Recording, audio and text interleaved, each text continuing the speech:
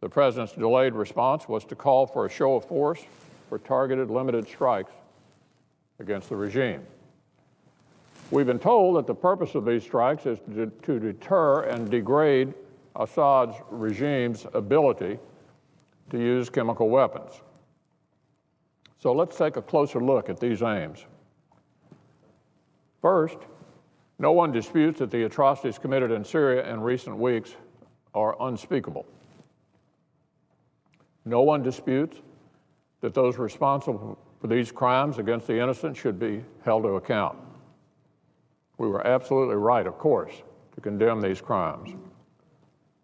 But let's be very clear about something. These attacks, monstrous as they are, were not a direct attack against the United States or one of its treaty allies.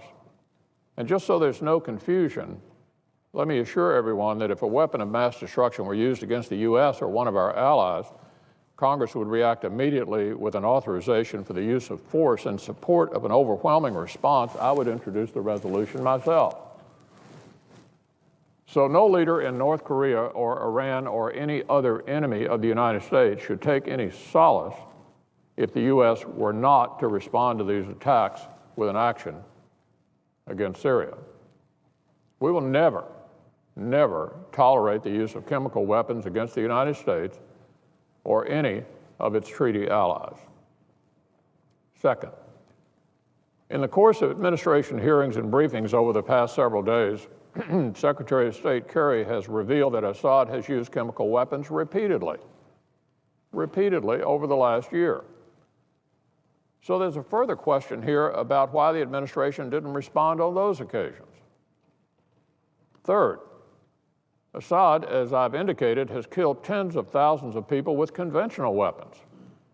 Is there any reason to believe he won't continue if the president's strikes are as limited as we're told they would be? Fourth, what if degrading Assad's control of those weapons, if in doing that, you make it easier for other extremist elements like those associated with al-Nusra Front and al-Qaeda to actually get hold of them themselves? Or what if by weakening the Syrian military, you end up tilting the military balance toward a fractured opposition that's in no position to govern or control anything right now? I think the chairman of the Joint Chiefs of Staff, General Dempsey, put this particular issue best when he recently suggested in a letter to Congress that the issue here isn't about choosing between two sides in Syria, it's about choosing one among many sides. And that in his estimation, even if we were to choose sides, the side we chose wouldn't be in a position to promote their own interest or ours. That's the chairman of the Joint Chiefs. And then there's the question of how Assad himself would react to U.S. action in Syria. If Assad views an air campaign as preparation for regime change, then he may lose all constraint in the use of his arsenal, chemical or otherwise, and lose any incentive whatsoever to move to the negotiating table. It's very clear that the unintended consequences of this strike could very well be a new cycle of escalation, which then drags us into a larger war than we're all seeking to avoid. Some have even suggested that the humanitarian crisis surrounding the Syrian civil war could actually be made worse, as a result of even targeted U.S. strikes. In the end, then, the president's proposal seems fundamentally flawed, since if it's too narrow, it may not deter Assad's further use of chemical weapons, but if it's too broad, it risks jeopardizing the security of these same stockpiles, potentially putting them into the hands of extremists. And that's why I think we're compelled in this case to apply a more traditional standard to whether to proceed with the use of force. One that asks a simple question: does Assad's use of chemical weapons pose a threat to the national security interest of the United States? And the answer to that question is fairly obvious. Even the president himself says it doesn't.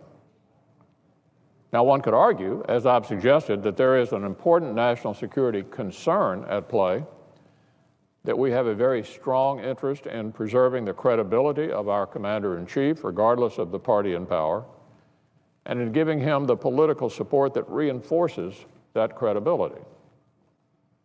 This is an issue I take very seriously. It's the main reason I wanted to take my time in making a final decision. But ultimately, I've concluded that being credible on Syria requires presenting a credible response and having a credible strategy. For all those reasons, I've indicated this proposal just doesn't pass muster.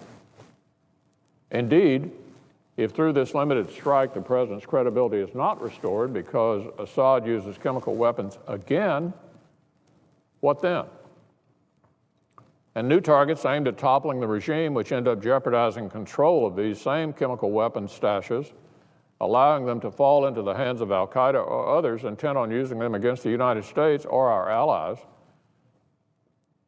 Where would the cycle of escalation end? Let me tell you the difference. I think that the strike was well planned, well executed, was certainly more than a pinprick, and sends a message not only to Assad that using chemical weapons again is something he cannot do with impunity, but I think it also reassures our Sunni Arab allies that America is back in terms of playing a leadership role and trying to be constructive in a variety of different places around the world, as well as a message to Iran and North Korea and the Russians that America intends to lead again. So I commend the president for this decision. I think it was entirely correct.